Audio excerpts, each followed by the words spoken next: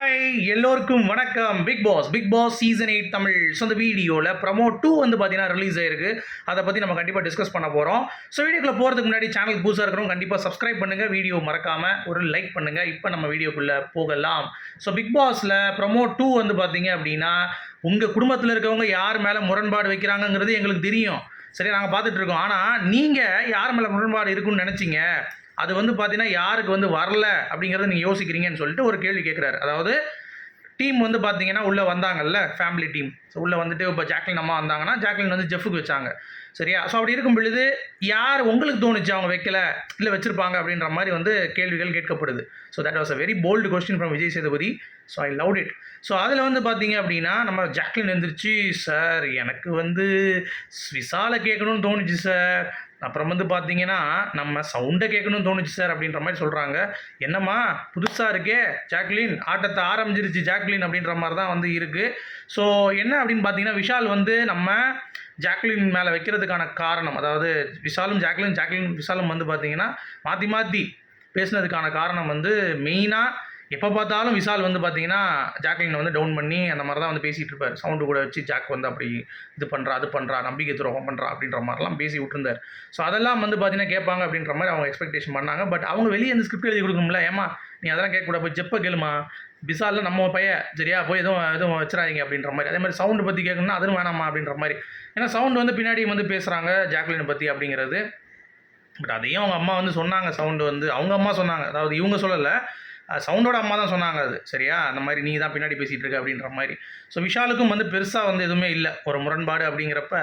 விஷாலோடைய அப்பா வந்துட்டு வந்து பார்த்தீங்கன்னா அவரும் வந்து பெருசாலாம் வந்து யார் மேலேயும் ஒரு வன்மத்தை காக்கிற மாதிரி நமக்கும் வந்து ஒரு ஃபீல் ஆகலை. சரியா? அவர் சும்மா ஜென்ரலாக சொன்னார்.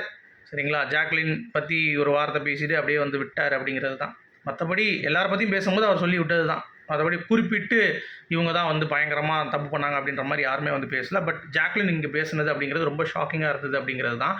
அடுத்து ஆனால் அது மனசுக்குள்ளே இருந்தது வர்றது தானே, அவங்களுக்கு தோன்றது தானே அவங்க பேசுகிறாங்க. அதில் எந்த ஒரு தப்பும் எனக்கு தோணலை. அது ஷாக்கிங்காக இருந்துச்சு அப்படின்னா இந்த கேள்வி கேட்பார் விஜய் சேதுபதி அப்படிங்கிறது தான் எனக்கு வந்து ஷாக்கிங்காக இருந்தது. அடுத்து நம்ம ரயான் என்ன நினச்சானா, சௌந்தர்யா ஜாக்லின் பற்றி பேசுவாங்கன்னு நினச்சேன் சார், ஆனால் என்னையும் பற்றி பேசுவாங்கன்னு சொல்லிட்டு அவனையும் சேஃப் கேம் மாட்டிக்கிறாங்க. அது தப்பு. ஆக்சுவலாக சௌந்தர்யா ஜாக்லின் தான் பற்றி பேசினாங்கன்றது சொல்லி முடிச்சிருக்கலாம். பட் அவங்களெல்லாம் பேசாமல் அவங்க வந்து முத்து மஞ்சரி வந்து டிடிஎஃப் வின் பண்ணக்கூடாது அப்படின்ற மாதிரி, அவனுக்கு அந்த இது போகக்கூடாது, அதாவது டிக்கெட்டு ஃபினாலேயில் அந்த நாமினேஷன் ஃப்ரீ பாஸ் அதுக்காக அவன் போகக்கூடாதுன்ற மாதிரி ரொம்ப வந்து குறியாக இருந்தாங்கன்ற மாதிரிலாம் சொன்னாங்க சார். அதுதான் கொஞ்சம் எனக்கு ஒரு மாதிரி நெருளாக இருக்குது அப்படின்றான் அவன். அடுத்து முத்துக்குமரன் எழுந்து கேட்குறப்ப, முத்துக்குமரன் சார் எங்கள் வீட்டில் வந்து எதாவது பொதுவாக சொன்னாங்க சார், ஆனால் வந்து எனக்கு என்னமோ எல்லா வய மேலேயும் டவுட் இருக்குது சார், பூரா வய மேலேயும் டவுட் இருக்குது அப்படின்றான். ஸோ முத்துக்குமரன் வந்து என்னப்பா அது எப்படி சொல்லிவிட்டா அப்படின்ற மாதிரி தான் இருந்துச்சு. கொஞ்சம் வேறு மாதிரி சொல்லியிருக்கலாம் அப்படிங்கிற மாதிரி தான் ஒரு ஃபீல். பட் இருந்தாலும் கொஞ்சம் கிறிஸ்பாக வந்து பார்த்தீங்கன்னா அவருடைய அந்த பாயிண்ட்டை வந்து வைக்கணும் முத்துக்குமரன். ஆனால் இதில் வந்து ஃபன்னாக வைக்கிறாங்க. ஏன்னா அர்ச்சனாவுக்கு வந்து பார்த்தீங்கன்னா ஃபன்னாக வைக்கிறது தான் அவங்களுக்கு பிடிச்சிருக்கான்.